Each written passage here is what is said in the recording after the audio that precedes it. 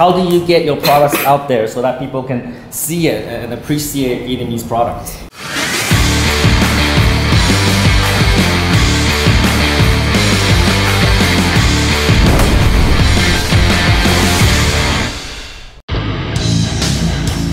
Hey Tom Peng, love what you're doing on your channel, buddy. Super congrats.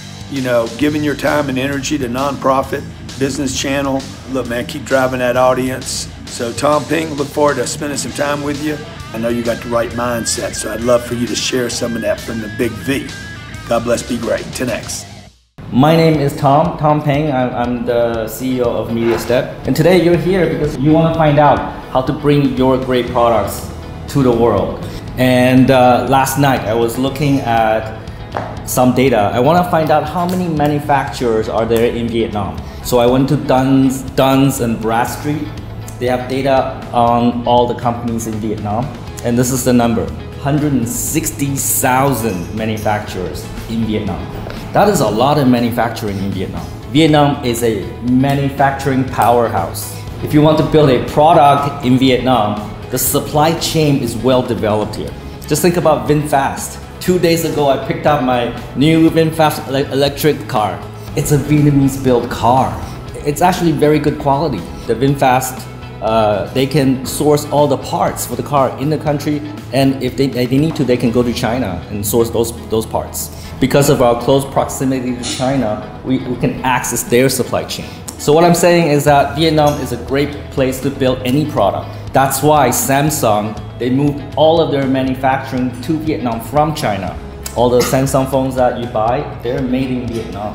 And this growth and expansion of manufacturing in Vietnam will continue because the talent pool is increasing and improving.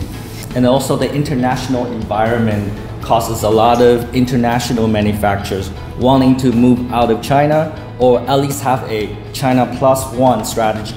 Last 2 years, there's a China-US trade war. It's getting increasingly more expensive to do business in China. And now there's a war between Russia and Ukraine, and China may be facing sanctions, more sanctions. The international environment is great for Vietnam as more manufacturers move to Vietnam, which will elevate our talent pool, which will elevate our environment for manufacturing, and that's good news for Vietnam. And also the Vietnamese government is very, very intelligent. They're joining a lot of the free trade agreements like RCEP, like CPTPP. These agreements enable Vietnamese businesses to sell our products internationally without taxes, without tariff, making Vietnamese products very competitive internationally. We're also in a phase of transition because right now, Vietnam is mainly focused on agricultural products for export. That will continue to be very key because the agricultural production in Vietnam is highly desired across the world. We're talking about coffee, we're talking about cashew nuts, but that is also transitioning as we get into more industrial and industrial manufacturing. So the opportunity is now. Like, how do you get your products out there so that people can see it and appreciate Vietnamese products? The biggest problem is finding customers. Traditionally, if you want to find international buyers, you have to go to trade exhibitions. So you have to go to trade exhibitions, shake hands, meet people, form partnership relationships. That's very expensive, very costly. You gotta fly your team to a different city, different country for a few days, put them in hotels, and the result is not always guaranteed. So that's why this guy Jack Ma, we know Jack Ma, right? So Jack Ma thought there must be a better way to do business. Let's take these trade exhibitions online. So international buyers, they can go to this website, Alibaba.com, find suppliers 24/7. And that's how this whole Alibaba.com group thing exploded. The reason why Alibaba Group is one of the biggest e-commerce company in the world today is because they digitized international commerce. And of course, later on they expanded into like Taobao, Tmall, and Alipay. But they started with this international commerce digitization. So back to the point, the biggest problem in doing international trade is finding customers.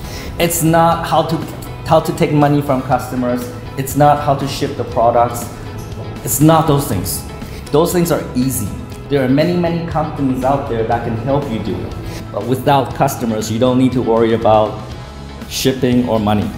You gotta have the customers first. So focus on that one problem first. Find the customers. Later on, when you have the customer, when you have the order, then you go figure out how to get the money from the customer, how to ship it.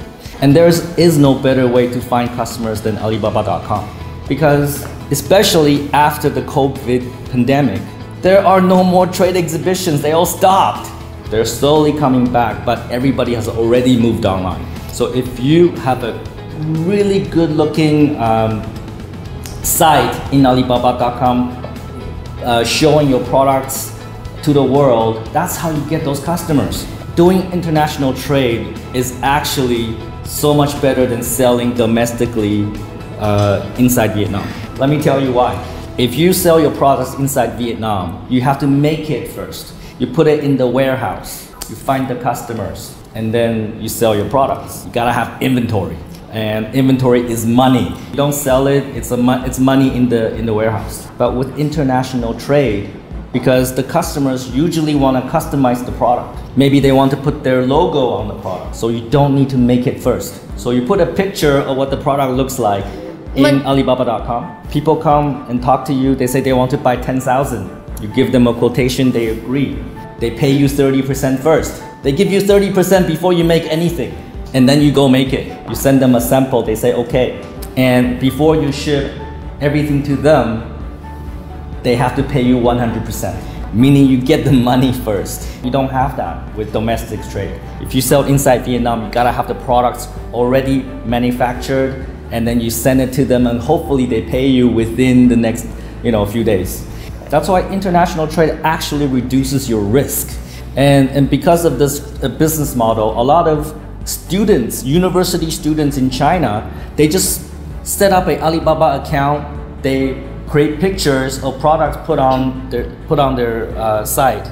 They look for buyers, and when they find the buyer, the student cannot make it. So they talk to maybe 3 or 4 or 5 different manufacturers and get quotations and provide the best quotation to the buyer. The university students act as the middleman, and eventually that becomes an international trading company. That's a really great business model because you don't need a lot of money to do it. So if you're doing international trade, you're connecting manufacturers and buyers, Alibaba is for you. And if you're a manufacturer, you already make the products, you have the knowledge and the experience of building the product, Alibaba is also for you. And you can cut out the middleman, sell directly to the buyer. Now's the time. Now's the time to get into Alibaba.com, especially if you manufacture today.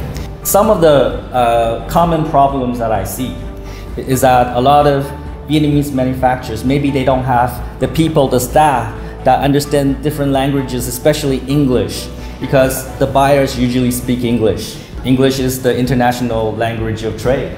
You need people that can build your site, put English information into the site, and you need people that can communicate in English so that they can talk to customers. So to solve this problem, first of all, Alibaba.com will help you localize into like 16 languages. They have tools to help you do that. But that's not enough. I would recommend that you hire English-speaking staff that can help you with this.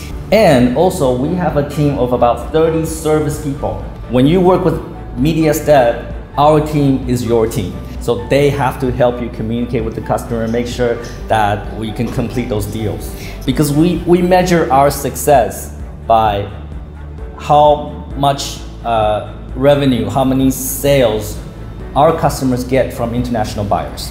Every week, every month, our service people they must look at your business and help you increase the number of people asking questions about your product. They have to help you find RFQs. This is requests for quotation. They have to go find those customers and connect with you. They have to teach you how to leverage, how to use the advertising in Alibaba so you attract more buyers. They must do that. And starting now, actually now, this year in 2022, I want my service team to visit the customer every quarter.